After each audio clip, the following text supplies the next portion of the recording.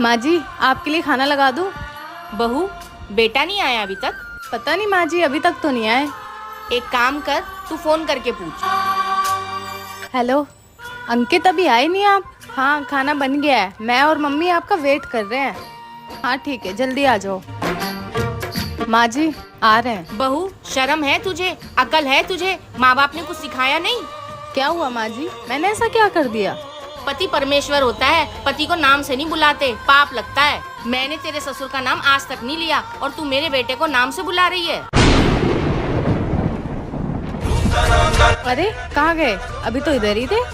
हुर्र, ले ले ले। आ। बहू, ये क्या कर रही है तू? माँ जी, उनको बुला रही हूँ, अब नाम थोड़ी ना लूंगी पति का, मुझे पाप लगेगा। बेटा, तू नाम ही ले ले।